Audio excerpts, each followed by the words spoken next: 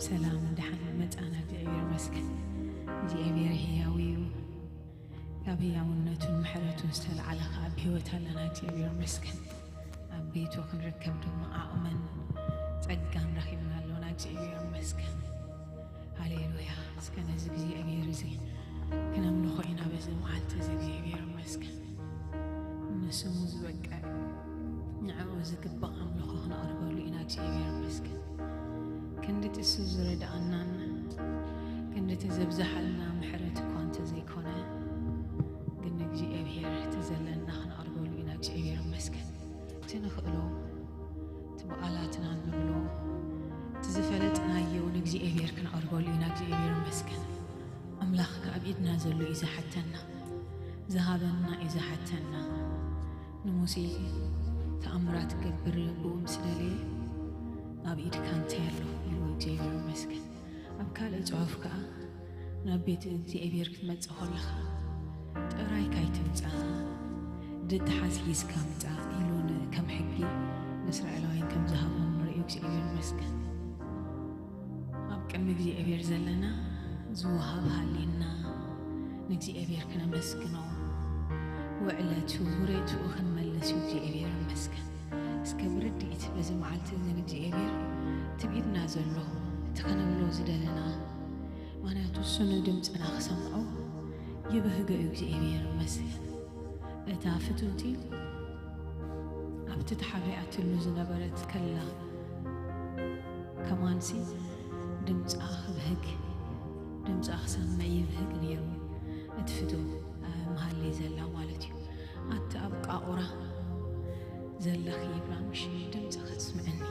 فتوتي دمت تسمعني بلا እግዚአብሔር በዘመዓልቲ እዚ እትዘለና ተخنبلو ዝደለና ምክንያቱ ቅድሚ እግዚአብሔር ኢና ዘለና እግዚአብሔር ይመስገን ስርዓትን መምላእ ኣይኮንናን መጺና ንስለሰንበቱን ኣይኮንናን እግዚአብሔር ይመስገን እዚ ቤት ኣምላኽ ንእግዚአብሔር ዝግብኦ ኣምልኾ ክንህቦ ኢና መጺና ደለና ሞ እግዚአብሔር ይመስገን ኣብ ኢድና ዘሎ ንጎይታ ኸንብሎ ዝደለና بتاعتنا يهون بشبشبانا هون أداونا بملعلي هون نجزئبير بزلنا خنا له إنا نجزئبير مسكن وإحنا توكر مي أخبر أخولنا زلنا سبات كجوس لزدلي وسدوم ما خبت زرد الناس تل عليهم نجزئبير مسكن نقولتها أبيدنا زلوا كنهبينا نجزئبير مسكن بنخلهم حقن سرعتنا يكوننا نزخوننا نجزئبير كنملخ خلنا نجزئبير مسكن في التاول بينا نمت هاليلويا سكبزر ديت زين قويت اخنا ملوينا እግዚአብሔር ይመስገን هاليلويا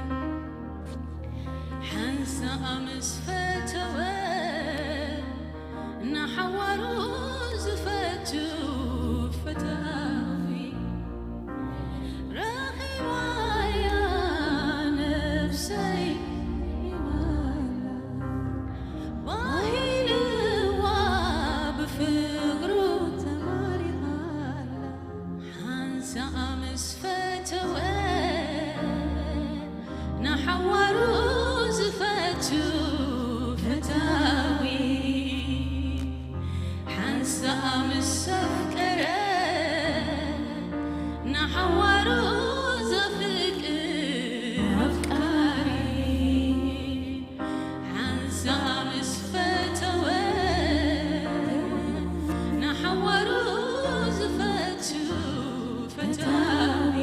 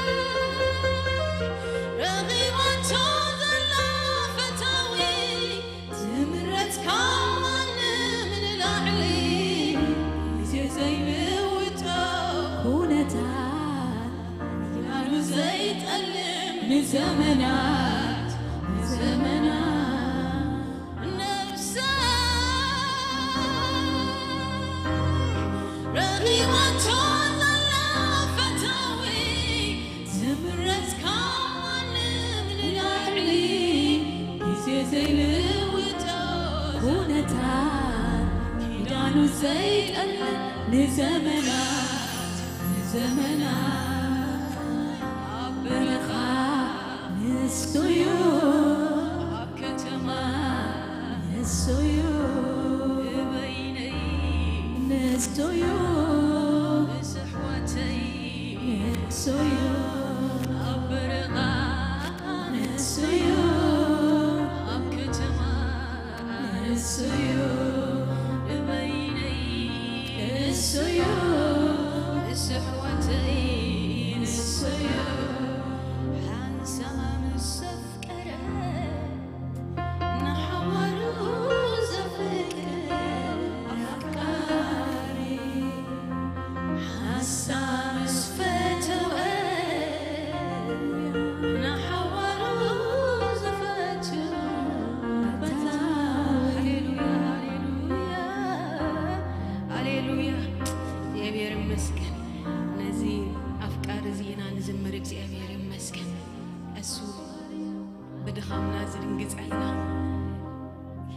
ኩነታትና ዝፈልጥና ሓልፎ ዝፈልጥ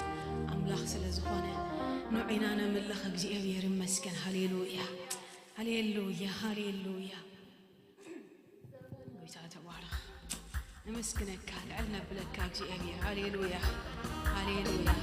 እግዚአብሔር ይመስገን። መስገን ጌታ ባህሪና ዘምረሉና እግዚአብሔር ይመስገን። ትብኢድና ደሎ እግዚአብሔር ክነምጣልና። ሃሌሉያ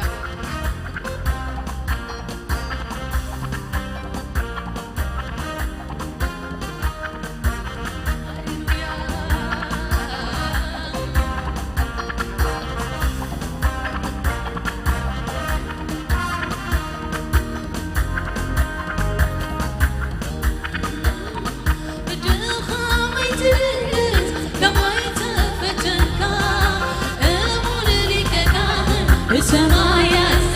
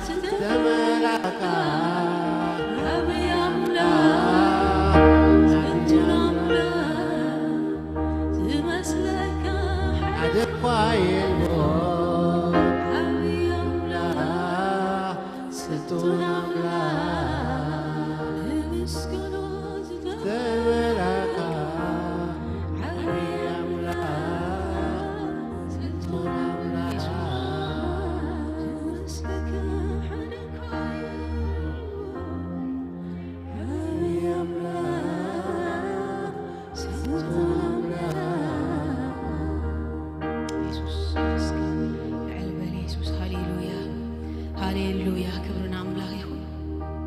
እንዘምሬና ገና ለእግዚአብሔር አምላክ መስገን ሃሌሉያ ነቲ ዝግባው አምላክና ሳገረና እግዚአብሔር ሃሌሉያ ሃሌሉያ ሃሌሉያ እስራኤላውያን ዝረዳ አምላክ እግዚአብሔር መስገን ባሕር ቅድሚኦም አሎ ፈርዖን ብድሕሪኦም አሎ ዘጽበብ ጊዜ ዝረድኦም እግዚአብሔር ሃሌሉያ እሱን አምላኽና ኢሎሞን እግዚአብሔር መስገን ህያዊው አይመተን አይተለወጠን ቀደሙ እግዚአብሔር መስገን የሳግረና አሎ ከሳግረና ደሞ እዩ ክሳብት መወዳእታ ጊዜ እግዚአብሔር መስገን እስከና ተአመናን እግዚአብሔር አሳጊርካኒ አእምናና ረአይ ኩነታትናና ረአይ ሰብ ምዃንና ነዘከረ እግዚአብሔር ዘሳግረና እግዚአብሔር መስገን እስከዚ መዝሙር ዝሓቢርና ክንዝምሮ ኢና እግዚአብሔር መስገን ሃሌሉያ ሃሌሉያ አሜን መስገን እግዚአብሔር ሃሌሉያ ኢየሱስ ሃሌሉያ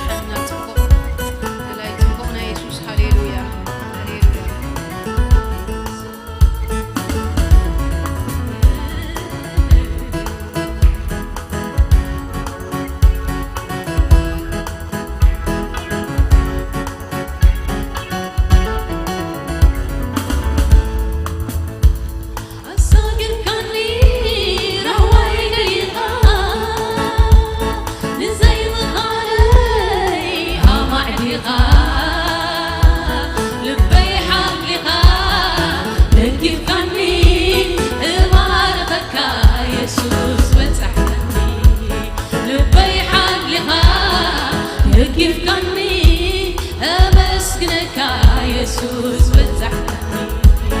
الصاغر كان لي رهوي دليغا زي مطالي أمع لغا لبي حد لغا لكن كان لي باربك يسوس بتزحلقني لبي حد لغا نتح كان لي بسكنك يسوس بتزحلقني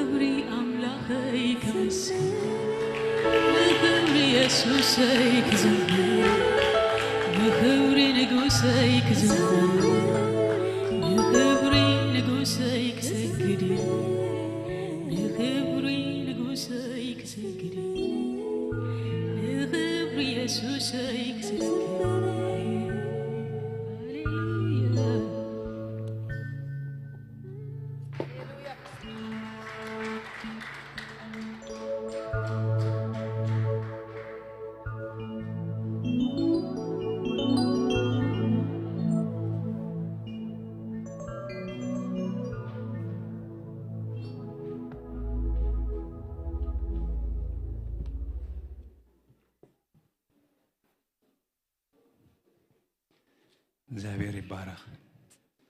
እንዴት እግዚአብሔር ይባረኩም መዘምራን እስከ እግዚአብሔር ይባረኩም በሉ። እግዚአብሔር ይባረኩም። እንዴት ደስ ብል መዝሙር እልልታ ግን ሰው ሄዱ ሰሜ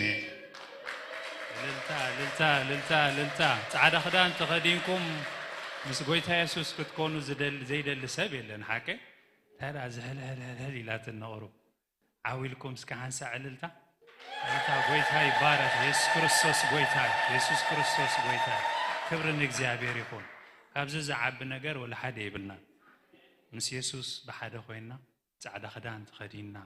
ሓቢርና ምስኡ ኸነምልኽ ሓቢርና ንዑ ኸነምልኾ ካው ዝዓቢ ነገር የለን። እሱ ፈጣሪና አምላኽና እግዚአብሔር ይባረክ። ኢየሱስ ክርስቶስ ጎይታ አጽር ከብላ ያነ ከምታና ፓስተራን ወሐይ ብላን ያነ አጽር ከብላ خفتني መጀመሪያ መባነ እሽርን እንዳተዋጽእ ከሎ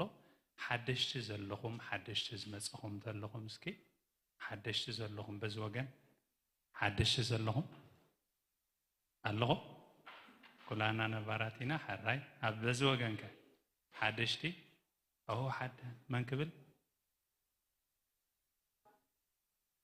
مبرأ كاب أريزونا ويتا بارك مبرأ زهري مدب كن رغبكينا እግዚአብሔር ይባረክ። አራይ ካልወጣ አለሁ አራይ ሰናይት ካብ ሲያትል ካብ ዲሲ ዋሽ ዲሲ አራይ ወይታ ባረክ ሰናይት እግዚአብሔር ይባረክ። عبد حرك رغبكينا ويتاي بارخ يسوع كريستوس ويتاي كالوت كالوت من الله تعبرون اللغة من الله أو بيتي ويتا بارك بيتي زابير باركي زابير مسكن كن كلاتنا نفسكم تقولا ويتا يبارك يس كريستوس ويتاي نابتي مدبات زلنا نابز غربا مدبات تسريع زلو مبان 20 تاج ان تجبر خلون او قال حكمي استتصحفلنا يخن زابير يبارك يسوع كريستوس قويتاي نبزيها نسغاغر علينا زمن صرنات لنا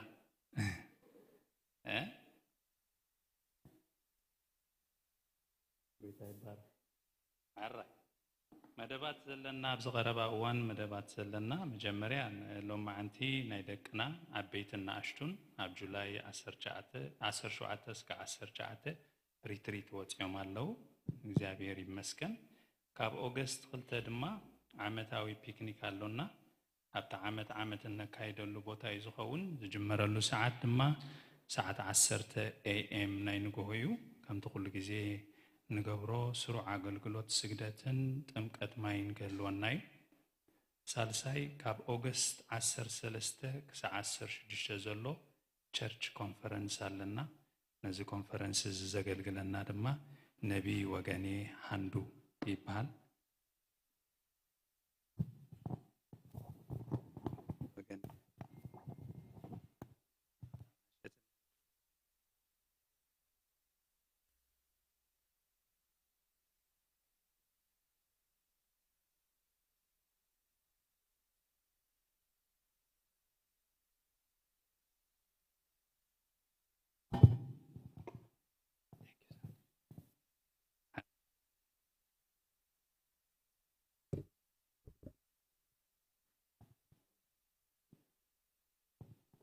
አራይ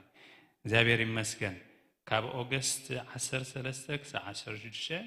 ቸርች ኮንፈረንስ አለና ቸርች ኮንፈረንስ ነቢ ወገኔ ሃንዱ ይኸገልግለና ታሐር ቀጽሉ ኦገስት 11 እስከ 12 ሱባኤ አሐድ አብሃም ሌክ ተመዲቡሎ ካለ ኦገስት 18 እስከ 19 ሪትሪት ሰብ ሐዳር ተሰሪዑልናሎ ካለ ድማ ሰፕተምበር 4 ክሳዕ 6 ኮንፈረንስ አሐት ዘማሪት ሶሱና ሶሲ እሳኸ ተገልግልያ ማለት እዩ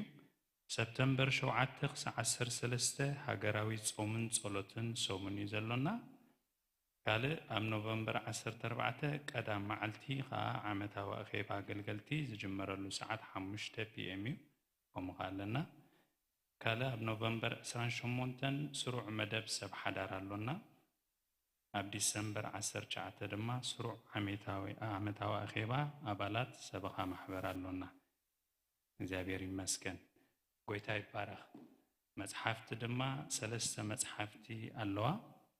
ሓንቲ ሰማያዊ በረኸት ሙራስ ትብል ብዶክተር አለሙ ቢፍቱ ተዕድጉ ትደልዩ ማለት እዩ ካልእቲ ኣብ ሓደ ኣብ ክልተ መልሓስ ትብል በመርጌታ ሙሴ መንበሩ ተስፋዋላትና ታሃሌት ታናይ መጨረሻ ድማ ኩሉን አምላኽ ክብሪ ኩሉን ክብሪ አምላኽ ግበርዎ ትብል በዎችማኒ አላትና እግዚአብሔር ይመስገን እግዚአብሔር ይባረክ ወዚኔን ቀዲሙ አድማ ቢሉ አረባ ባጆ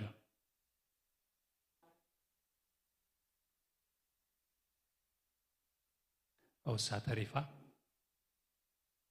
تغير الله 29 ترح هراي تا اوغست 28 29 تبايلا زلاسي حنت معلتي اخوينا اوغست 29 هكذا بحبر اوغست 29 الله هراي صبو እግዚአብሔር ይመስገን ኢየሱስ ክርስቶስ ኮይታይነ ንሕድሕድኩም እስከ ሰላም ተባሃሉ ስኻ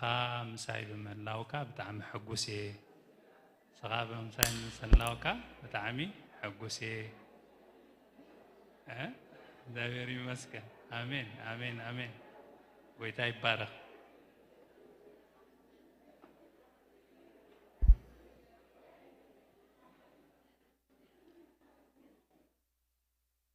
አራይ ቀድም ቃል አምላኽ ምንጅማርና በሓደ ሓፊልና ንኽብሪ አምላኽ ማለት እዩ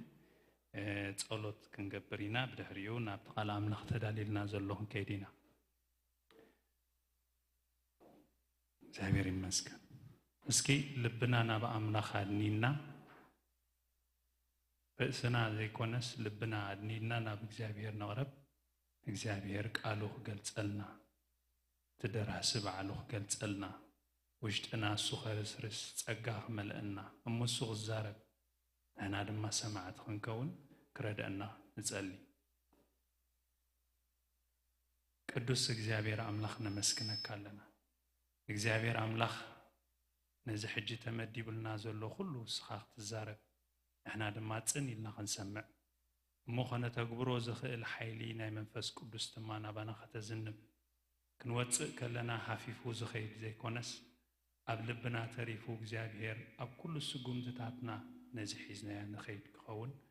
ብስም ኢየሱስ እጽሊ እግዚአብሔር ኣምላኽ ካብዚ ምስ ወፃና ነዚ እንዳዘከርና እንዳስተንተና ነቲ ቃልካ ነቲ ተጻሒፉ ዘሎ ቃልካ እንዳስተንተና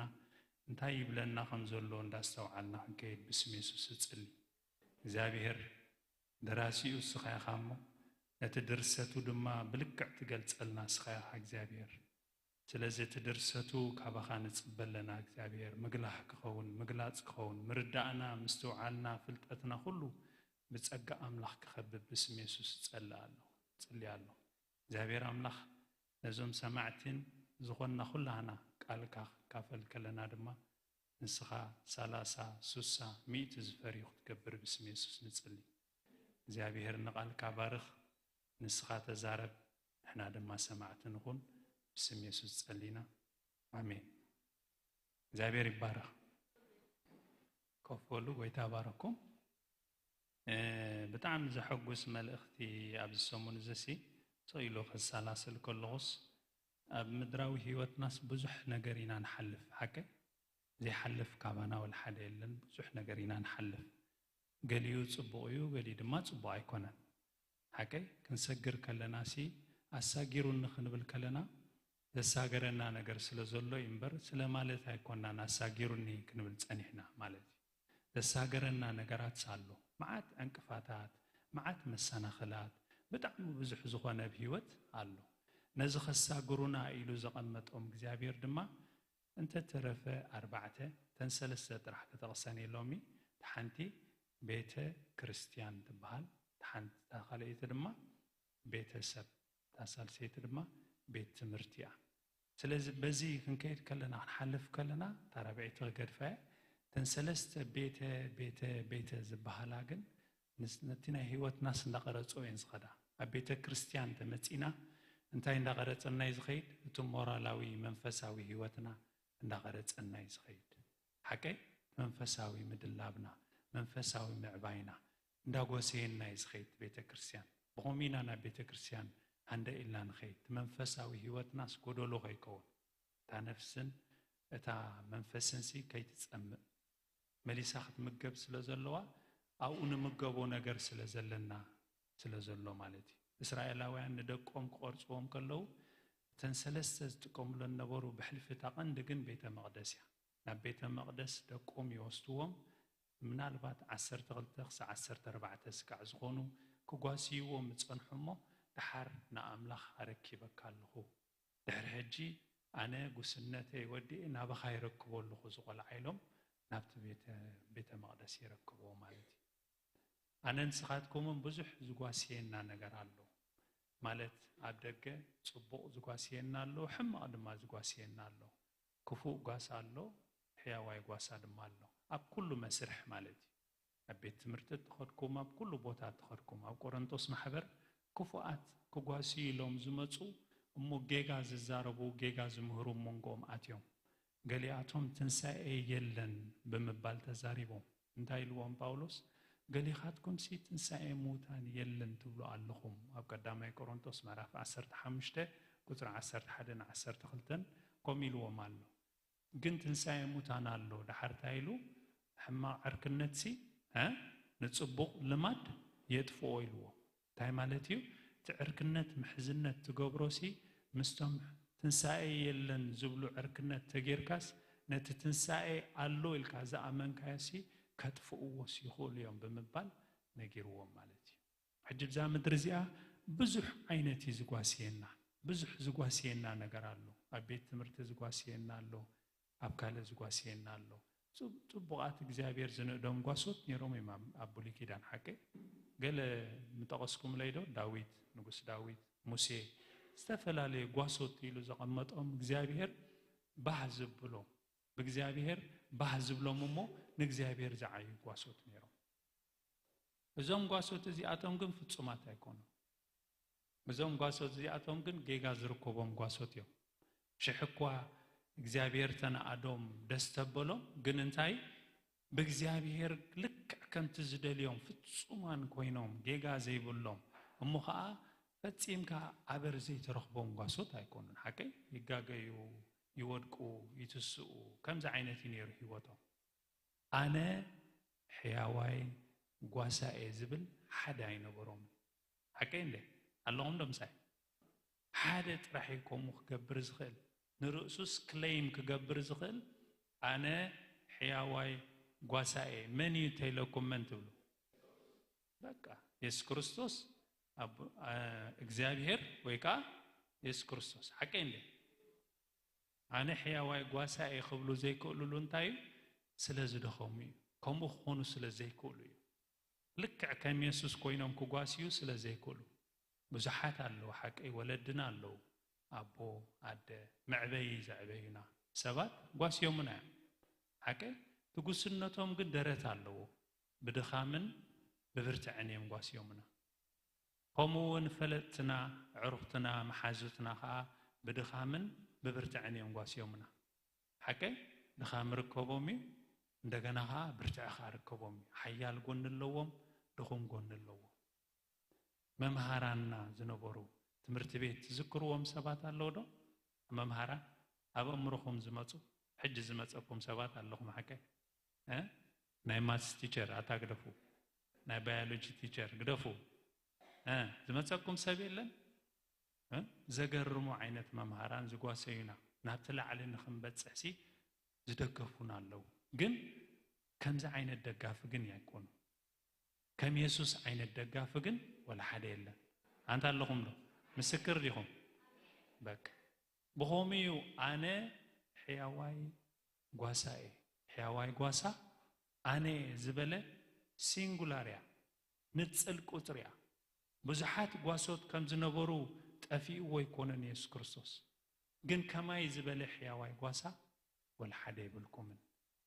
الجي ناب فلتوا إلى حسب وانجيل يوحنس معرف عسرته هنا هنكي وانجيل يوحنس معرف عسرته عن بيبنا عن كتسلينا مالتي زقرمكم زانحيا وايقواسا بمثلا يتزاربوهم مثلا يغيرو يمثلوا لهم مجمريا كاب قطر حدا كساع شدشتان كيدينا مو ጊዜ بزفقدو متن دمان تحت نوردينا يوحنس وانجيل وي وانجيل يوحنس معرف عسرته كاب حدا كساع شدشتا مجمريا خنن ببينا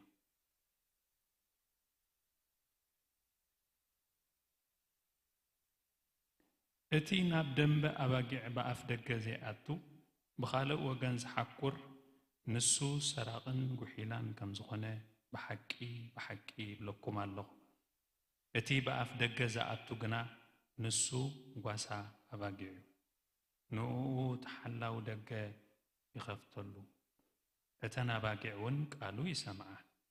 نتنا باقعو خا ببسمن صويعو يوفرن نتنا باقع مساو فرندما كقدميئن يخيد اتنا باقعون دمصو يللياينمو يسعباو دمصي كال زي فلت اصل زخنا نخالق كابو يقلبامبر اي سعباوني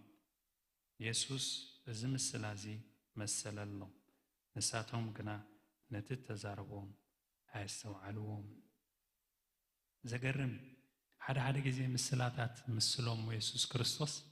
كنت أخونو مسلكم تم دك مزامر تيز بحالوس تستزاربو سيستوعلو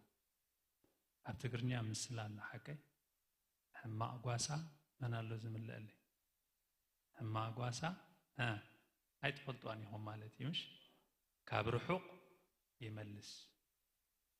بتعم زيا متحف يا بعلا قالي ناي تقرنيا مسلا بتعم يزقرمن حما قواسا كابرحوق يملس تاي مالتي نقر مسكونه مستبلا شوه رحوق مسكده شعوخ ملس يفتن حما قنو تغا بزي الرقاقت سلازي أبز تزاريبوهم زلو انتايو كلتا عينت قواسوتينا نرئ زلنا خقواسي لهم زفتنو تحدا بتخكل مقد زمت ما تتخكل أفدق جزاتو فتحدا قواساقن كقواسي لو زي كون دمت انتاي كقبر زمت حما كقبر كسيق كبالاشو كلت يوم قني آتو يوم نابت جزا كاتو غلوت حدا بتخكل ناي بحكي كقواسيو ميلو زمت بتقون زغنا مقدي زاتو قواسا مللي أمبارزي زبلوم زلو سلازا أنا كاتو غلخو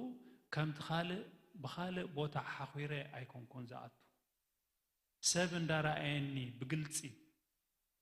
أفل بين فيه منم زفره ويكازت أرات أرو زدخم كل عينت نجر زي باللي ينا بخاتنا بتمجدي زعتو يبلو مالو توم حدا جن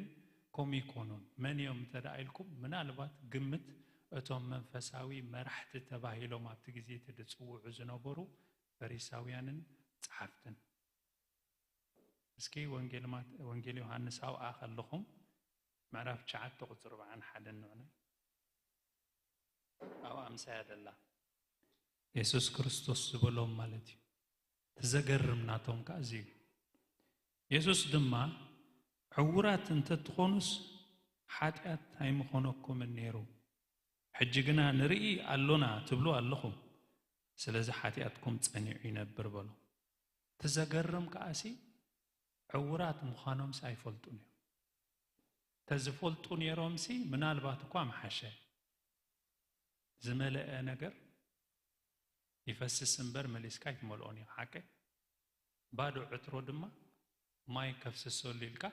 أيتسعرني خا بدوي تروح سلوز هنا أنت خذ في السول أي ملأ حجنا يزي شجر ملينا إنا سلزبلو يسوع كريستوس أفسي سخ ملأ الله ما يكلني تروح عترة تخوينو جن ولا دمت تسمعه ولا حنت تزيبل ولا ما يزفسس تزي هالليسي جن كتمول أو جن تهالو عدلان حكيني أقات أمجنال ما نياتو تروح يزولو اليوم جن علنا كملينا إنا نحنا ناتك حاجة زين دليلنا ناتك قصنة زين دليلنا زولو سباتيو أمها أنا توم هزبخا خقواسي وميلوم زوجو سباتيو سلزن تايلوم نو ناتي قصنة يوم زنافو زوم هزبي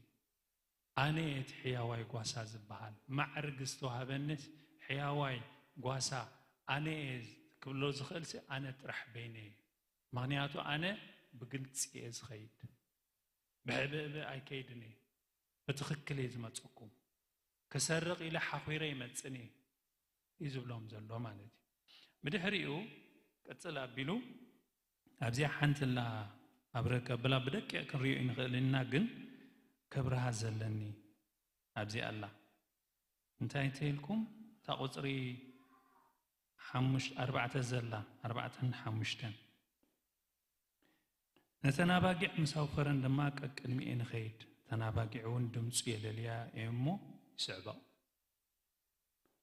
ذكرني أبزيغا برينسيبل ويكا متكلتين وسد بقدميتي خات مرح مبر بدحريتاي تمرحني حاكي بقدميتي مرحن تقوينو بقدميتي زمرح داي مسلكم نفاس زغونا عينة سألا انت متيو وين عن كبلع تمسينا تناباقع زكالا خلال مني تزمرح زلوي دوبل أفلبو يهب مالتي هيوتو يخفل واقا يهب مالتي بدحريت كوينو قنا يمرحني زخونا عينة سألا تمسي انت خقبرني كمنت ألاني سلازم تعيزبلون زلو أنا بقدميت كوينة يزمرح سلازم مرحان تخوينو نيسوس دسعب مرحي انبر بعلو زمرح يسوس بدحريت كيروس نسو قدميت زخون ايكونن مالتي حكيني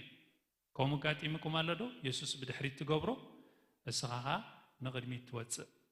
كوم عينت مرحي كون زدلي انا قدمي نخيت تناباقع دما عينتي قبراني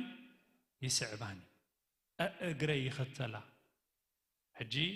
نيسوس يخات قرفو مالتي ياوتي أباقعنا مني هات قرفو نابي يسوس كسعبا نابي يسوس كخدا يخات دفق مالتي نسخا بعلخا مرحخونكا ابتنا يسوس بوتا انت خوينكا قن نسخا انت يكونكا لخا مالتي يسوس كونكا لخا مالتي كأقدمي زمرح مني يسوسيو نحنا كلنا انتينا سعبتي نا يسوسينا برينسيبل مالتي زي متكل دحر كاله دم انتايلو اذا باقي عزينسي دمص خالق سنتاي قبراني أي سمعان مالت دمسي ززاربو زولو أي سمعون بإذنن مالت هيكونه جنا أنت هاي زبل زولو كسمعو خلواس أنت هاي قبرة يقلبان بر أي سعبوني كنا بات يخونا كنا بفرس بحال على حكي زخنا بفرس اللهم اليوم أنت اللهم دو زخنا بفرس فلاسفة سقراطس بحال سبعيسي حنت تشقاق اسبيتي اني راتو بتعم تشقاق سبيتي ازيات تشوچو نيرا زچوچو لخا نطب نير واي زوي مانياتو فلاسفه سلازخونه ناي فلاسفه هيوت يودلدل كداني قيرنيو غلي غبرنيو حج ناي سبيتي ነገር መጽያ تزارو تشوچو نيرا بزح ጊዜ دار على عركم مصيو انا زغرمنسي ነዛ ጨቅጫቅ አሰቤትስ ከመገርካ ካመሪጽ ካያ ከመገርካ ካተመሪ ካያ ይሉ انتايلو سقراطس بزخنب فرس يخات غالب بحرياتي ترينس نسا كسع كندي تصورنتن كالنتن كلوني زخلسي نسا مساي مستوليو بحرياتي مستيات كوينا تريني نسا تصورنتي ماردي مارن اللهم دو تعقست ماردي مارن زخاز عبي فاليو نولو واغاي سلازن تايلو تچقاچق سبيت وانا تلاس مسا ጨቅ እንዳበልኩም እንባሬ እንዳይخوት ትናተ ህይወት እንዳተዓረ እንዳተአረምኩ እንዳተኸተኻኸልኩ ይኸይድ ይሉ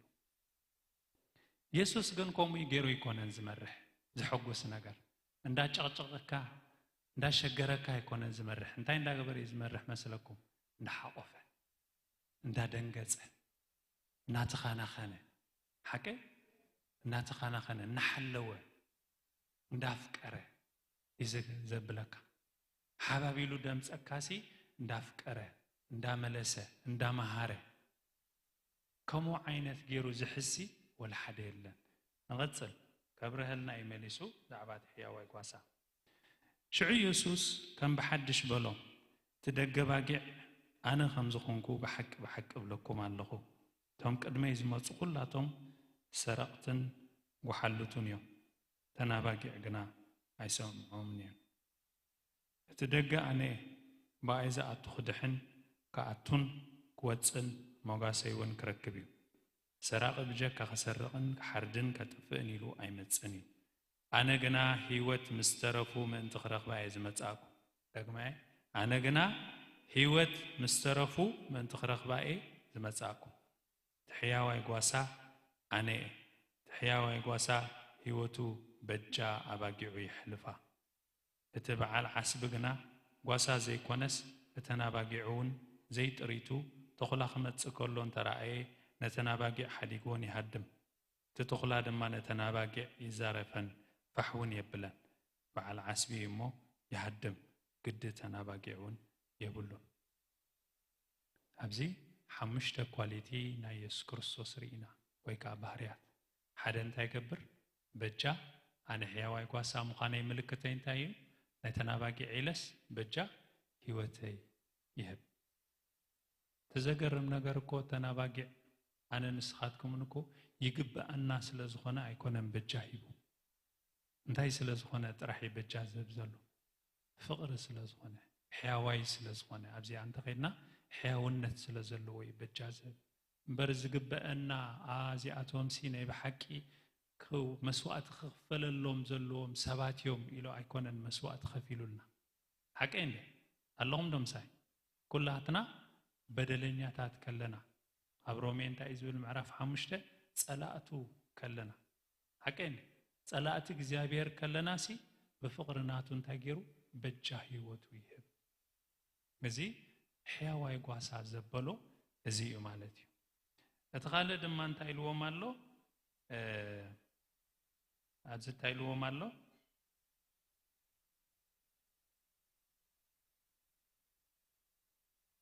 ኣብዚ ካልእ እንታይ ኢልዎም ኣሎ ሕያዋይ ጓሳ ኣነ ነባጊዕ ይፈልጠን ተነባጊዕውን ይፈልጣኒ እየን ኢሉ ሕጂ ኢየሱስ ክርስቶስ እንታይ ዝብል ዘሎ ብዚ ኣሃ ተደናጊረ ኣበይ ኣለዋ መን እዩ ከመይ እዚ ገለ ዓይነት ናይ ምፍላጥ ኣይኮነን ዝዛረብ ዘሎ ምሳይሲ ርክብ ኣለዎን ቀጻሊ ይረኸባ እየን ምሽ ሓቀ ቀጻልስ ምሳይሲ ንረኸብ ኢና ኣብ ጸሎት ድዩ ኣብ ገለስ ኢየሱስ ምሳይ ከም ዘለዋ ስርግጸኛታት እየን ንሳተን ሳተርግጸኛታት እየን ኣነ ርግጸኛ እየ ስለዚ ይፈልጠን ይኽብል ከሎሲ ነዊሕ ዓመት ዘይረኣኻዮ ሰብ ተደናጊርካ እሱ ድዩ ኣይሱን ድዩ ዓይነት ምፍላጥ ኣይኮነን ዝዛረብ ዘሎ ወይ ከዓ ገለ ዝተጋጊኻ ትናቱ ነገራቱ ርኢኻሲ ዓይነት ኣይኮነን ዝዛረብ ዘሎ ማለት እዩ ዝሐጉሰንኻ በብስመን ይድጽዋዕን ሓቀ ክብሪ ዝህብ ኢየሱስ በብስምካ ይድጽዋዕካ ተመጨረሻ ድምጽ ካብ ኢየሱስ ክሰምዑ ትደልዩ እንታይ ኣለኹም ዶ አንታ ተዛረቡ እንታይ ኢየሱስ ክብለኩም ትጽበይ ናይ መጨረሻ ታናይ መጨረሻ ቃል እንታይ ኣው ዋይከትነፍዕ መን ሳምራዊት እንታይ ኸልኪ ዓውበሊ እሙን ባርያ አቤት ኩሉ ማዕረጋት ይትረፍ እከለ ማዕረጋት ኢሉ ዝጠብቀና ዘበለ ሁሉ ሲ ጓሓፈቶ እንታይ ጥራሕ ንጸበ መስለኩም እሙን እንታይ ሐዋርያ ነቢ እንታይ ወንጌላዊ መምህር ባርያ እሳቶም እኮቶም ሐዋርያት እኮ ዝገርመና ኣነስ ባርያ ንኽበሃሉሲ እንኳዕ ባርያ ንምባል በቃዕና ኢሎም እዮም ዝሕጎሱ ነይሮም ባርያ ንምባልሲ ኣብቂዕና እግዚአብሔር ኢሎም ሲ ሕጎሱ ነይሮም ንሕናኻ ታይትል ከነናዲ ግደፉ ታይትል ረቨረንት ጸንሕ አቡን ትኸውን እንታይ ታይትል ደየለ ሐዋርያ ገለመለ እሱ ናይ መን እሱ ናይ መን ኣሃ ናትኩም እዩ ዘምጻኹም እዩ ተማሄርኩም ኢኹም ኣምጺኹም ኣታ ተዛረቡ ተማሄር ውህበት ኣምላኽ ሓቀ እንዴ ኣይናትኩም ምን ስለዚ ኣብ ዘይናትካስ ትምካሐለኻ ማለት እዩ ኣብ ዘይናትካስ ትንየት ኣለኻ ማለት ዘይናትካ ኣይናትካ ንኮይሱ ኣምናትካ ተተዛረብካ ቁም ነገር እዩ ኣይናትካ ንሱ ስለዚ ታይትል ዘመክሐካ እንተኾይኑ ጌጋ ኣሎ ማለት እዩ ሕጂ ሕያዋይ ጓሳ ዘበሎ ታይትል ንኽወሃብ ኢሉ ኣይኮነን ኢየሱስ ክርስቶስ ታይትል ሂቦሞ ሕያዋይ ጓሳ ሰዓታ ንበሎ ኣብ ማእከል ተኣኺባ ገይሮምሲ ኣታ በዝረኣናያስ ሕያዋይ ጓሳ ዝብል ማዕረግ ንሃቦ ተባሂሎም ኣይኮኑን ኮሚቴ ተኣኪቦም ኣይኮኑን ሂቦሞ ስለ ዝኾነ ኢኹም ተባሂሉ ብማንነቱ ኢኹም ተባሂሉ እንታይ ስለ ዝገበረ ለተናባጊዕ ስለ ዝከናኸነን ስለ ዝሕልወን ስለ ዝሓቑፈን ስለ ዘፍቅረን ስለ ዝድንግጸለን እምበር ከም ትግቡእ ካልእ ዝግበአን ክነሱስ እንታይ ገብር ብድንጋጸን ብለውሃትን ስለ ዝሓቑፈን ኢኹም ኮይኑ ማለት እግዚአብሔር ይመስገን ንቐጽል ሕልፍ እየ ዝብሎ ዘለኹ ዕሙቕ ኢለይ ክሪኦኒ ግዜ ከይሓፅረኒ ማለት እዩ ከምታ ኣቦ ንኣይ ዝፈልጠኒ ኣነ እውን ነቦ ፈልጦ እየ ኣብ ቁፅሪ 15 ኣለና ወንጌል ዮሃንስ ምዕራፍ 10 ቁፅሪ 15 ከምቲ ኣቦ ንኣይ ዝፈልጠኒ ኣነ እውን ነቦ ፈልጦ እየ ነፍሰይ ከዓ በጃ ተናባጊዕ ሕልፋ ካብዚ መጓሰ ዘይኮና ካልኦት ኣባጊዕ እውን ኣለዋኒ ናታተን ድማ ከምፀአኒ ቃለይ እውን ክሰምዓየን ሓደ መጓሰ ክኾና እየን ጓሰየን እውን ሓደ ሕጂ ንእስራኤላውያን ኣዝያ ከባድ መሰናኸል ዝነበረት ዓይነት መስለኩም ኣሕዛብ ንሕና እንታይና ፉልያት ኢና ካብ መን ካብ ኣሕዛብሲ ፉልያት ኢና ኣይሁዳውያን ዘይኮነ ዘበለስ ካባና ኣይኮነን ስለዚ እንታይ እዩ መጓስኡስ እግዚአብሔር ኣይኮነን ንዑ ካሊ ዝጓስዮ ኢሎምሲ ዝገደፍዎ ሓሳቢ ነይሩ ኢየሱስ ክንታይ ኢልዎ ላ ንዑዳ እተን ካልኦት ጓሳት እተን ካልኦት መጓሰ አባጊዕ በአይ ተአሚነን ንሰንውን አይሁዳውያን ዝብል እኳ ዘርኢ ሓረግ ተዘይብለንሲ እንታይን ናተይን ንሰንካስ ሓደ መጓሲእን ይልወን እግዚአብሔር ይመስገን ዓሌት ዘይፈላሊ ሕብሪ ዘይፈላሊ ዘርኢ ዘይፈላሊ ክርስቶስ ይዘለና እቲ ጉስነት ሕያውነቱሲ ዓሌት ብምፍላይ አይኮነ ዝገብሮ ዝኾነ ዓሌት ቻይናዊ ስለ ዝኾነ ብራዚላዊ ስለ ዝኾነ ዝተፈላልየ ዓይነት ከምቲ ስለ ዝኾነ ንሱ እንዳረአየ ይኮነን መሪጹ ሕያውነት ዝጓሲ ዓሌት አይርእኒ ማለት እግዚአብሔር ይመስገን ብጣዕሚ ዘሸግሮም ነይሩ ንእስራኤላውያን ከቢድ መሰናኽል ዝኾኖም እዩ ከመይ ገይሩ ብማዕረስ ማዕሬናስ ክወስዱ ንምንታይ ይመስለኩም ታናይ ብሉይ ኪዳን ዝሃቦም ንሳቶም ብርሃን ኮይኖምሲ ንህዛብ መብራህቲ ኮይኖምስ ከምጽኡ እሞ ብሓደ ክኾኑ ዝደለየ ንሳቶም ግን ኣብ መገዲ ጉዕዞ ፌይል ገይሮም ወዲቖም እምበር መጀመርያ ንዖም ሓሪስ ንኻልኦት ማግኔት ክኾኑ ይደሊ ማግኔት ስኩል ዝበሃል ኣልሓቀ ንኻልኦትሲ ማግኔት ኮይኖምስ ክስሕቡ እዩ ነይሩ እቲ ዕላማ ግን ኣይገበርዎን ዘዳግም 7 ዘዳግም 14 ንምንታይ ከም ዝሓረዮም ነጊርዎም ኣለዉ ኣነ ስለ ዘፍቅርኩም እምበር ንስኻትኩም ሒደት ህዝቢ ኢኹም ኢልዎም ኣሎ ከምዚ ኢልዎም ኣሎ እግዚአብሔር ይመስገን ስለዚ ሓደ መጓሲእን ዋላ ናይ ህዛብ ዋላ ናይ አይሁድ ሓደ መጓሲእ ዘለዎን ኢልዎም ኣራይ ድሓር እንታይ ኢሉ ኣነ ነፍሰይ በጃ ዘሕልፋ መሊሰውን ክወስዳ እሞ ስለዚ ኣቦ የፍቅረኒ እዩ ባዕለይ በጃ ዘሕልፋ እምበር ካባይ ዝወስዳስ የልቦን በጃ ክሕልፋ ስልጣን ኣሎኒ መሊሰ ክወስዳውን ስልጣን ኣሎኒ ነዛ ትእዛዝ እዚኣ ካብ ኣቦየ ተቐበልክዋ ብዛዕባ ዝዘረባ እዚ ድማ ማእከል አይሁድ ከም ብሓድሽ ምፍልል ኣይኮነን ሪኹም ሰብ ህይወቱ ባዕሉ ክወስዳ ማለት ህይወቱ ንኣብነት ከጥፋኣ ሕማቕ ነገር ክገብር ኣብ ህይወቱ ይኽእል ክመልሳ ግን ይኽእል እዩ ክመልሳ ይኽእል ኣሎ ኸምኡ ሪኢኹም ትፈልጡ የለን ዋላ ብፅቡቕ ዋላ ብሕማቕ እንተ ደኣ ሓሊፉሲ እንተ ሞይቱስ ሞይቱ እዩ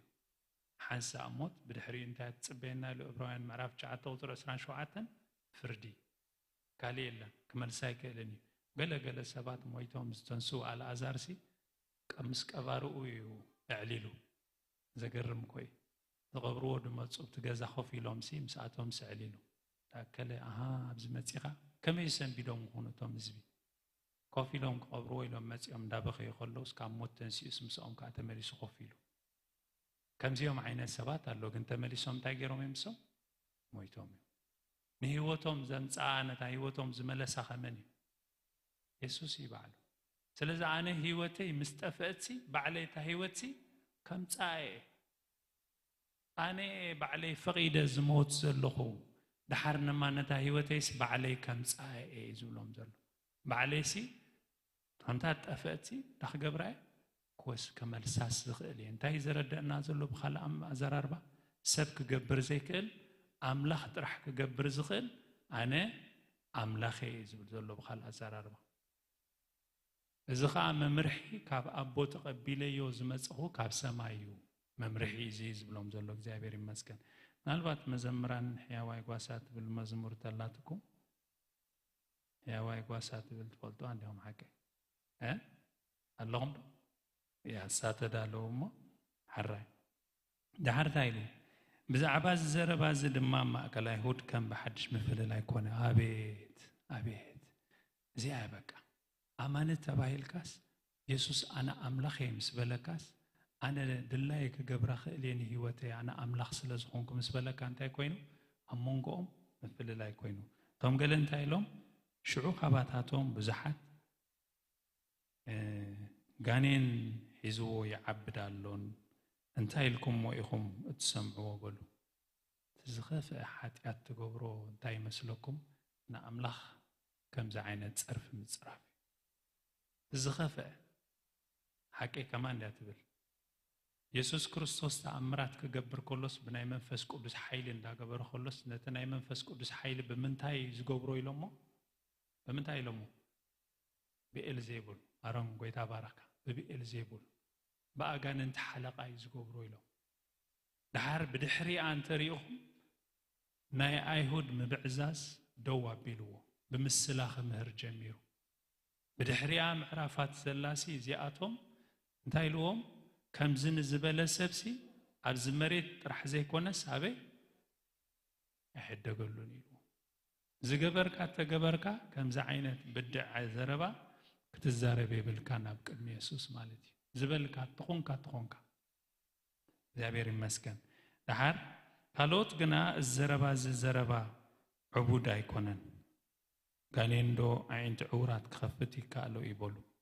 እዚኦም ጋ ጽቡቕ ዝረአዩ ሰባት ማለት አይሁዳውያን ኮይኖም ሲቶም ገለንታ ኢሎም ኖ አጋንንት ልውኽ ንብል አይንኽእልን ኢና ተአምራታት እኮ ንርእለና ስርሑ እኮ ንርእለና አምላኽ ክገብሮ ጥራሕ ዝገብር አምላኽ ኢና ንርኢ ዘለና ስለዚ ነዚ ጋኔና ልውኽ ንብል ወይ ዕቡድ ይኽንብሎ አይንኽእልን ኢና ናይ አምላኽ ስራሕ እንዳረአየና እስከመይ ጌርና ኢና ጋኔንዶ ዕቡዶ ክንብል ይብሉሎ ማለት እግዚአብሔር ይመስገን ባር تقلل كبلا حيوانت نايقويت يسوع كريستوس كمزي بسباوي نجر راح تدرت يكونن حيوانت نايقويت يسوع كريستوس كل جزء مسانا زلوي بزح جزء انتاينا نجاجة مكراي رخبنا شجر رخبنا نايدقت أفعتات يبزح معبل يبزح لعلن تحت النبل معلتاونا برانا كنا بريلنا دفع كنا عندنا نخيد مون تاين خون مثلكم شو أملاخ مسانا زي اللي خوين يسمعنا اتقو سنة تسدنكيل نخوين يسمعنا حياونا تسي قرب زوج دلل نخوين يسمعنا شو عن تاين قبر كلا أمارة استات ندلي إيوب زجر ما قال قالي كابت الزجر ما قال زبال إيوب قال نجارات كزارب كله ኤሊሁድ በሐልት ዝና አሰዛ አረሞሉ አሉ ገለ ነገራቱ ማለት ዘገርም አገልጋሎ ኮክነሱ ሓደ ዋንታይሉ ከዛረበካኤ ንስኻ ግን አይትምለሰለይኒ ኻይሉ ከምዝ በቃ ዝገደፎ አዚዩ መከራ ምስበዝሖ አዚዩ ተመከራ አዚዩ ምስበዝሖሲ ኣብ መጽሐፍ ኢዮብ ምዕራፍ 13 ስንታይሉሲ አነ ከዛረበካኤ ግን ንስኻ አይትምለሰለይኒ ኻ ገዲፍካዮ ኢኻ መምላስ إلوه دحر إليو المعرف سلسان سلسن إيوب مسكركم إليون تاجروا الرموا زقال زيا نو خمي تبل إجزابير بحلمن بسقاي مكرا خي ترفس زملس أملاخي زلو إلو حكيله سقاي سلست ساقخا مكرا سلز حلف كاسي حيوانتنا يقوي تايس كريستوس هيقود لني أنا خمس لزغنكون سقا خمزي نسن إحنا خمس لزغنا حيوانتو زكاير يكونن ذلك جزيئة ولع تبيلنا تولع حكي عطفت تبيلنا تتأفق كمان حكي نحنا تزي ولعنا ذلك شبع على مبرهاتي تبرهنا يسوع كريستوس كومي يكونن كما أخلو مسئل حياوي يخون كزحلو خلقا حياونتو زغنس أملخ يكونن حكين لي حياونتو انتايو نزل عالم بارياتو مننتو زكايرو نجر سيكونن كم زخدان تخدونه دحر توصو خدان زي تخدونه توصو عينه سيكونن حياونتو حج بزح جزيه نجاجيو أبزيو قرب كم قال مسنا خلات انقفاتات يمصاب هيوت ويكا لعل بلا درجه يبصحمو فقرا املاخ زغودله حياونت املاخ زغودله يመስلنا አይጎድልኒ ፍቅርና እግዚአብሔር ሲ ዘላለም ሕያውነት ጎይታ ዘላለም ሕዝቅኤል እስከነዑና ይገለ ዝተጠራጠረ ገጽረ ለኹ ሕዝቅኤል 34 ነዑና ተን መጓሰታት ናይ እስራኤል ገዲፎ ነው ገዲፎሞ ሙጉሳይ ገዲፎሞ ሙጉሳይ ምስገደፈዎ ሓደ ነገር ተዛሪቡ ሕዝቅኤል 34 ብዛዕባ ጉስነት ናይ እስራኤላውያን ምስተዛረበ استبهله بقى ساتهم كم زيوم زغبو زلو تنጓሰት ይሉ ካብ ሓደ ጀሚርካ ስቃ ታሕት ብዛዕባኦም ተዛሪቡ ስጋ ታሕቲ ስጋ 10 ግዜ ስለዚህ የለ ሁሉ አይንበቦኒ ትክክለኛ ዘይኮኑ ጉስነት ይገብሩኩም ዝነበሩ ተዛሪቡ ጓሶት ህዝብ እስራኤል ታይመስሉ ነይሮም ድሓር ንሱ ግን ኣብ ቁጥር 11 ታርእስተ ሕያዋይ ጓሳ እትብል ዘላ ከመይ ዓይነት ጉስነት እግዚአብሔር ይገብር ነጊርዎ ስለዚህ እግዚአብሔር አምላኽ ከምዚ ይብላሎ እኒኹ አነ መጽያራይዋ ዳዊት አይኮነን ኢሉ ንጉስ ዳዊት ሙሴ አይኮነን ኢሉ ሕዝቅኤል አይኮነን ኢሉ ካልኦት አገርምቲ እግዚአብሔር ዝኽበሮም አገልገልቲ ኮነ አነ ባዕለይ አነ ደጊምዋ ነተን አባጊዐይ ታገብረኒ አታለኹም ዶ አውቦሉስኪ ከአሌንን ከደሌንን በቃ ወላ ጓሶት ተዚህ ሃልዮም ሲ አነ ድጉስነት ደው ዘብል አምላኽ አይኮንኩን ሃሌሉያ አነ ሲት ጉስነት ሲ ደው ዘብሎ አምላኽ አይኮንኩን ዝጓሲዮም ስለዚህ ሰአኑ ጓሶት ስለዚህ ይብሎ ሚለስ አነ ካብ ጉስነት ደው አይብልኒ ይዝብሎም ዘሎ እንታ ከገብረኒ ከአሌንን ከደሌንን ድሓር እንታይ ኢሉ ከምቲ ጓሳ በታ እተን መጓሲኡ ፋሕ ዝብላላ መዓልቲ ኣብ ማእከል ኣባጊዑ ጸኒሑ ዝደልየን ከምኡ ድማ ኣነ ነባጊዐይ ክደልየን ካብ ኩሉ እቲ ብመዓልቲ ደበናን ጸልማትን ፋሕ ኢለነኡ ዝነበራ ቦታ ከዓ ኣቤት ከናግፈኒ ሕጂ ሰብ ኣይኮነን ርኢዩ ዝኸይድ እግዚአብሔር ማለት እዩ ጉስነቱ ሰብ እንዳረአየ ኣይኮነን ዝኸይድ ከናግፈኒ ከአሌኒ አሐርከታ ይሉ ካብ ህዝብታት ከውፀን ካብ ሃገራት ክእክበን ናብ ሃገረን ድማ ክመልሰን ኣብ ኽራን እስራኤል እውን ኣብ ጥቓ ወሓዝ መስኖ ኣብቲ ሰብ ዝነብረሉ ኩሉ ቦታ ተሃገረን ክጓስየኒ ኣብቲ ልሙዕ መጓሰይ ኸውፍረኒ ደንቢእን ከዓ ኣብቲ ነዋሕቲ ኣኽራን እስራኤል ክኸውን እዩ ኣብኡ ኣብ ጽቡቕ ደንበ ክድቅሳ ኣብ ስቡሕ መውፈሪ ከዓ በኽራን እስራኤል ክጓሰየን ኢሉ ሰባት ርኤሲ ከምዚ ዓይነት ጉስነት ኣይቆርፅን ያነ ይዝብል ዘሎ እግዚአብሔር ሕጅናትና ሽግር እንታይ እዩ ትጉስነት እግዚአብሔር ሲ ከምዚ ብጊዜ ብኹነታት ዝለዋወጥ ጌርና ንሪኦ ካባና ዝነቐለ ዓይነት ጌርና ንሪኦ ሓቀንዲ ከምኡ ጋጢምኩም ፈልጥ ዶ ኣብ ድኻም ጊዜ ሲ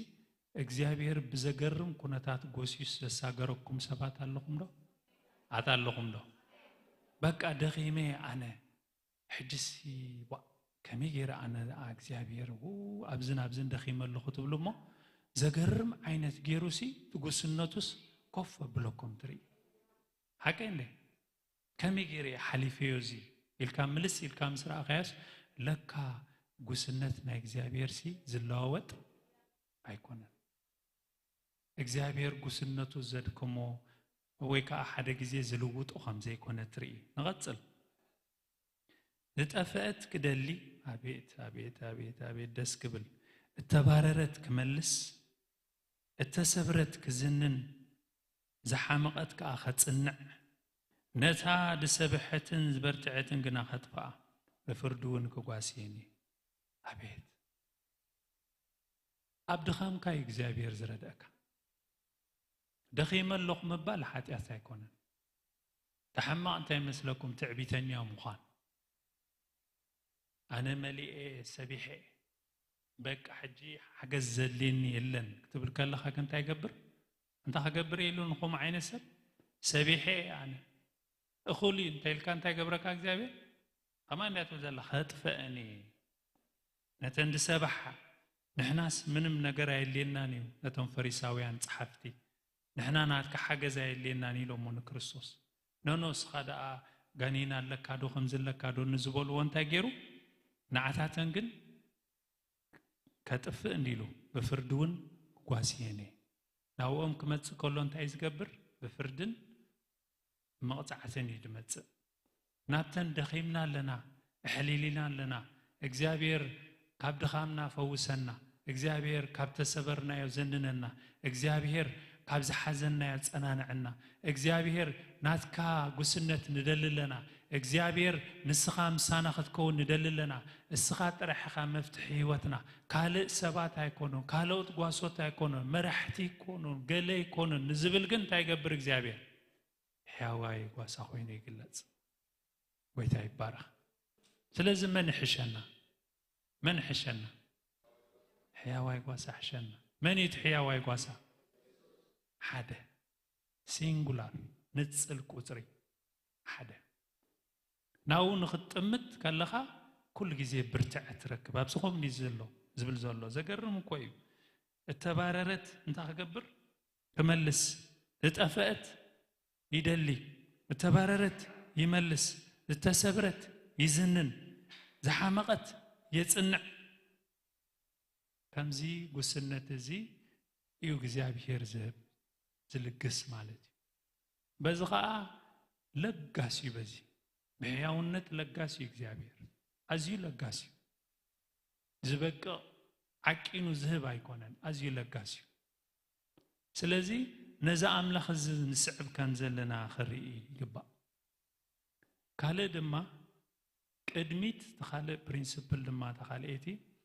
ቅድሚት ንሕና ኮይና ድሕሪት ኢየሱስ ኣይንግበሮ ኣብ ዝኾነ ጉስነት ብቅድሚት ኮይኑ ዝመርሐና ኢየሱስ ኣይኹን እምበር ንሕና ቅድሚ ኢየሱስ ኮይናስ ኢየሱስ ብድሕሪና ጌርና ይኽንመርሕ ኣይንሕሰብ ኣብ ዝኾነ ኣብ ቤተሰብ ኣብ ሓዳር ኣብ ኩሉ ማለት እዩ መን ቅድሚት ክኸውን ዘለዎ ንሕና ኩላህና እንታይ ኢና ሰዓብቲ ኢና ሕጂ እንታይ ትሽግር ብቅድሚት ንኸውን እሞ ንሕና ብድሕሪኡ ኢየሱስ ብድሕሪት ንገብሮ ሽዑ ክንመርሕ ከሎ እንታይ ይኸውን ጌጋ ዝኾነ መራርሓ ይምራሕ ምክንያቱ ንሕና በጃ ክንሓልፍ ኢልና ንኹሉ ኣይንኽእልን ኢና ሓቂ እንዴ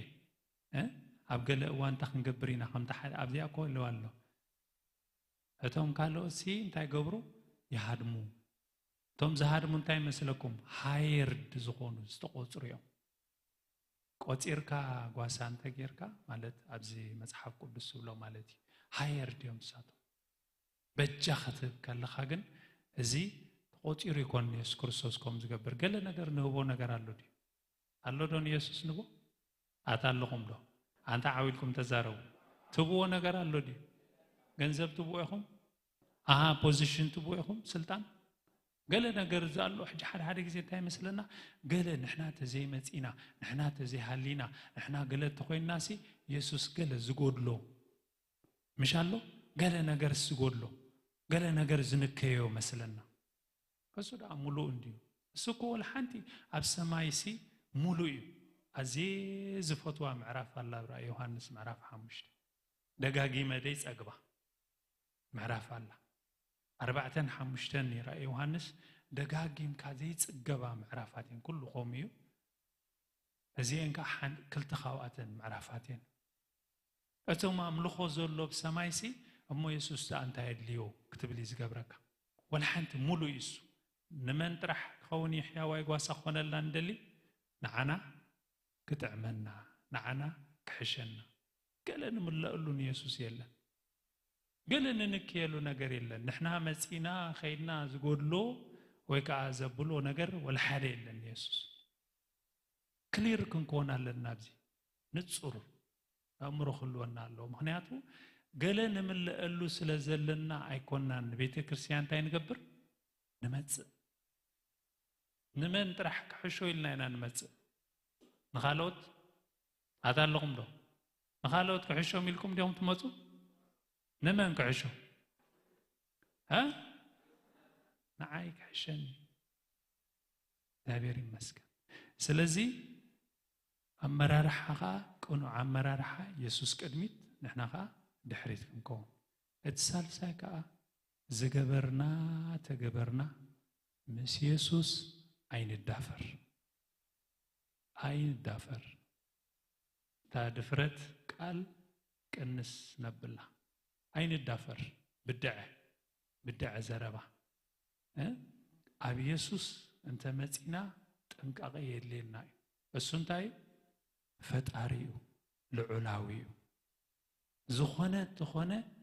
كم زبدع على وتيناس مسؤول تدافيرنا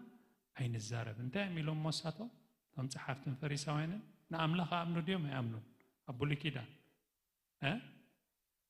ሓቂ ብሉይ ኪዳን ኣመንቲ ናይ ኣምላኽ ኢና ዝብሉ እዮም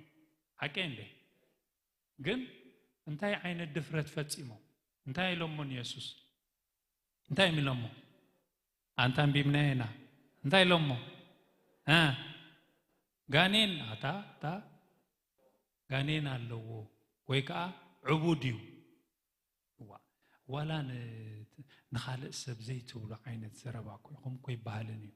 ፍጹም ክባሃል ዘይግባእ ነገር እዩ ከምዚኦም ኢሎሞ ዝተዳፈርና ተተዳፈርና ኣብ ኢየሱስ ኣይንዳፈር ኣብ ውህበትናቱ ኣይንዳፈር ኣብ ስልጣን ኢየሱስ ኣይንዳፈር እንታይ ንግበር ትሕት ንበል ሕያውነትና ኢየሱስ ኣይጠፍእን እዩ ኣይቋረፅን እዩ ከምዚ ስለ ዝኾነት ዝሰሚዕ ሓደ ግዜ ከምዚ ተንገብርኮ ከምዚ ተንገብርኮ ከምዚ ተንገብርኮ ጌርና ኣይገበርና ሕያውነቱ ኣይቋረፅን እዩ ንሱ ንዓና ጥራሕ ዝጥዕመናን ዘይጥዕመናን ማለት እዩ እንተ ጌርና ንዓና ሕሸና ተዘይጌርና ንዓና ይሕሸና ንሱ ግን ካብ ሕያውነት ጉስነቱ ደው ኣይከብልን እዩ ጎይታ ይባረኽ ኢየሱስ ክርስቶስ ጎይታ እዩ ኣብዚ ኣንላዕሊ ሒዘኩም እኔ ቅድሚ ምውዳእና እዛ መዘምራን ክዝሙሩ እዮም እሞ ንሓፃር ዘላትና ግዜ ሓፃር መዝሙር ምስ ዘመሩ ድሓር መጠቃለሊ ጌርና ወዲእና ጎይታ ይባረኽ መዘምራን ክዕድሞም እየ ማለት እዩ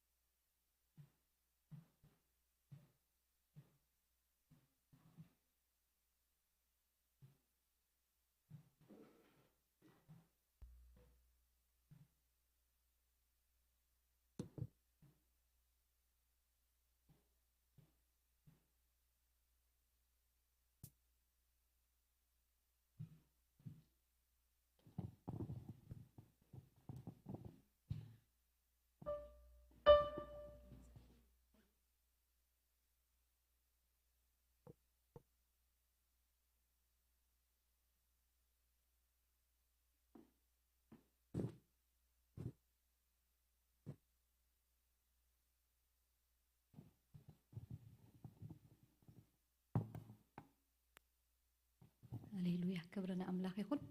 እግዚአብሔር ይመስገን ነቲ ዝምዕደኒ እግዚአብሔር ተባረኮ ተባይሉ ከም ተጻሕፈስ ከእግዚአብሔር ይመስገን ካብ ዘለና ያፈሲና እግዚአብሔር ይመስገን እግዚአብሔር ሕያው አይጓሳ እንዳበልና ክብሩ ክነቦይና እግዚአብሔር ይመስገን አሜን ሃሌሉያ ሃሌሉያ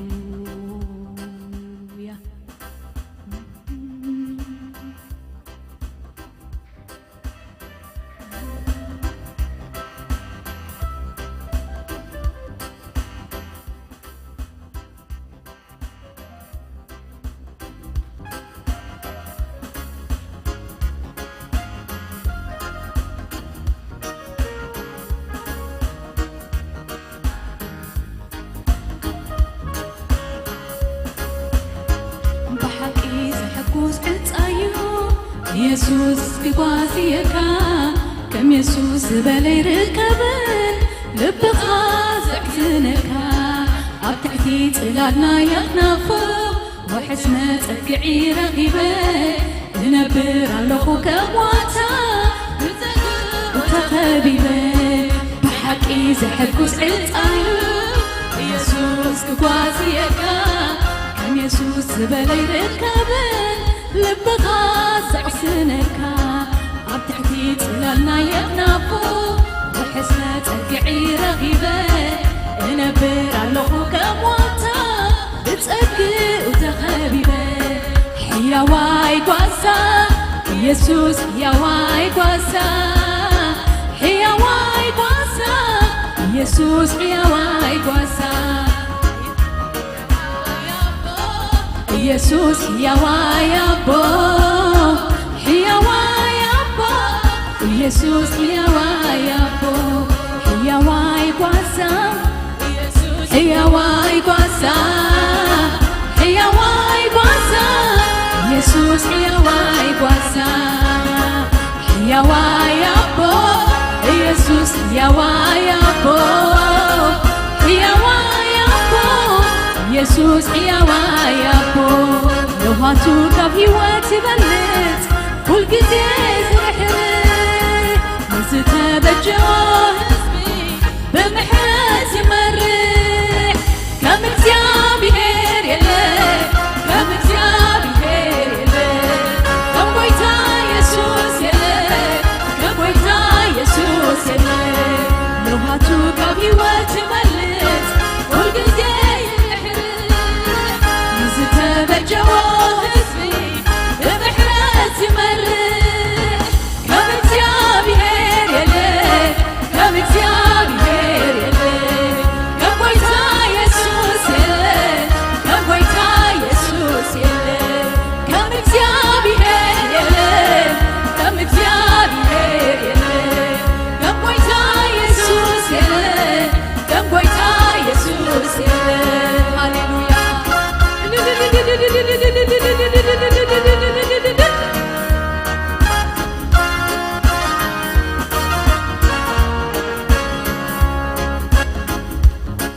ሕያዋይ ጓሳ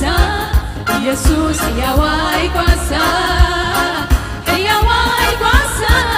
ኢየሱስ ሕያዋይ ጓሳ ሕያዋይ አቦ ኢየሱስ ሕያዋይ አቦ ሕያዋይ አቦ ኢየሱስ ሕያዋይ አቦ ሕያዋይ ጓሳ ኢየሱስ ሕያዋይ ጓሳ ሕያዋይ ጓሳ ኢየሱስ ሕያዋይ ጓሳ አንጊሁ ጸጋየ ጥበኒ የምልኒ ውዝነቱ ኣዝዩ ብርቱዕ እትዮስ ነዝፈትወኒ ተተበገሱ ጠላተይ ይብሎም ኣይትተንክዩለይ በኣይ ዝመፀው ኣይፈቱን እዩ ይበልቀን እዩ ኢየሱሰይ ሕያዋይ ጓሳ ኢየሱስ ሕያዋይ ጓሳ ሕያዋይ ጓሳ ኢየሱስ ሕያዋይ ሃሌሉያ ሕያዋይ አቦ ኢየሱስ ሕያዋይ አቦ ሕያዋይ አቦ ኢየሱስ ሕያዋይ አቦ አንጊሁ ጸጋየ ጥበኒ ኣብ ልሙዕ ሽርሃ የውዕለኒ ውስነቱ ኣዝዩ ምቹው እዩ ፈትየዮስ ነዝፈትወኒ ተተበገሱ ጸላተይ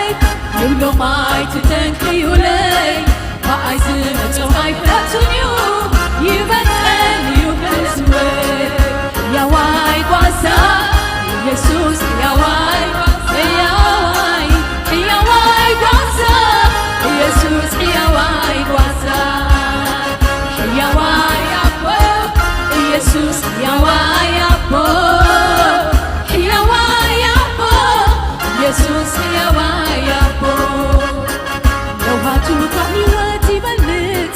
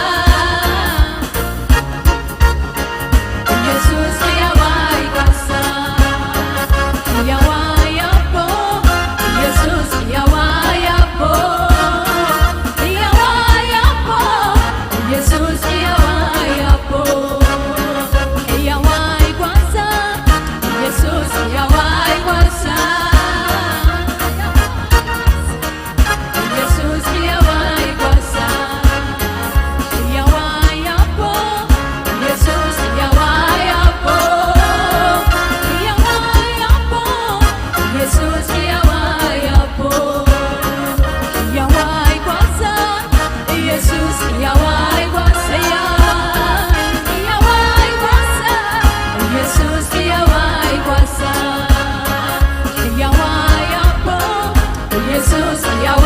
ያቦ ያዋ ያቦ ኢየሱስ ያዋ ያቦ ለዋቱ ከህይወት ይበልጥ ሁልጊዜ ዝተረጀዎ ህዝቡ በምሕረት ዝመርሕ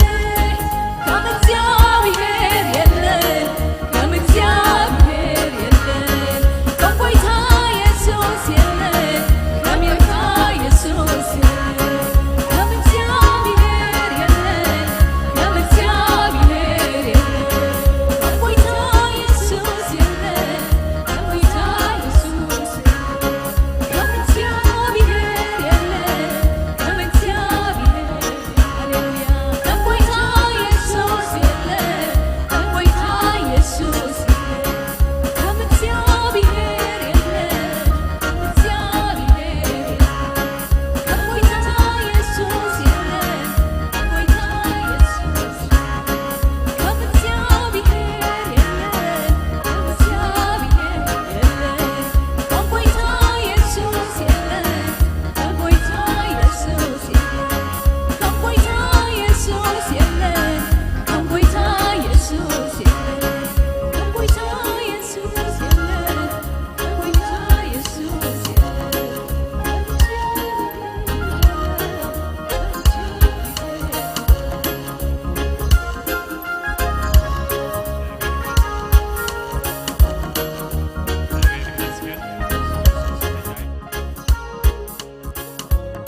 ጌታ ይባረክ አው خلنا ክንጽልይና እሞ ደውልኩም ከለኹም ክንወዲና በረኸት ተቀቢልና ክንወዲና ቅዱስ እግዚአብሔር አምላኽ ነመስግና እግዚአብሔር አምላኽ ሕያውነትካ በዚሕና ዓዚዙ ኣብ ህይወትና ጸጋኻ መመሊሱ እንዳፈጠነ እግዚአብሔር ክንስጉም በህይወት ክንነብር ክንንቃሳቀስ ስለዘኻለና ነመስግነካለና እግዚአብሔር አምላኽ ዘይግበአና ክነሱስ ንዓናት ከናኸንና ትሕልወና ተሓልየልና ተፍቀረና እግዚአብሔር አምላኽ ነዚ ዕጻዝ ስለዝሃብካና ተመስገን እግዚአብሔር አምላኽ ጉስነትካ በዚሕና ማእለያ ዘይብሉ ጉስነት መመሊስካ እግዚአብሔር ህይወትና ርሒብ ትገብሮ ህይወትና ተጸብቆ ህይወትና ተማዕራርዮ እግዚአብሔር በምዑሩይ ዝኾነ ተሓሳስባ ክንሓስብ ስለትረድአና ዘለኻ ተመስገን እግዚአብሔር አምላኸይ ኣብ ንኾዶ ዘበለ ኩሉ ስኻ ምሳና ክትወፅእ ቅድሚት ትስኻ ክትከውን ንሕና ድማ ድሕሪኻ ክንከውን ክትመርሐና ንዓኻ ጥራሕ ሕያዋይ ጓሳ ኢየሱስ ጥራሕ እዩ እንዳበልና ናባኻ ጥራሕ ክንጥምት እስኻ ጥራሕ ክንስዕብ ብስም ኢየሱስ ክትረድአና ጽልይ ኣለኹ ስለ ኩሉ ነገር ክበር ተመስገን ጸሎትና ስለሰማዕካና ተመስገን باسم يسوع آمين بركات كنقبلينا እግዚአብሔር ይባርክኩም መመሊሱ በረከት ኣብ ልዕሊኹም ይፍስስ ጸጋ ብጸጋ ጸጋ ልዕሊ ጸጋ ልዕሊኹም ይፍስስ ዕዝዝ ዝበለ መገድ ርሒብ ዝኾነ መገድ ንዓኻትኩም ይሃብ ቀቅድሚኹም ይውፃእ ደድሕሪኹም ድማ መላእኽቲ ይዕጅቡ ኣብ የማንኩምን ጸጋንኩምን ናይ እግዚአብሔር መላእኽቲ ይሓልኹም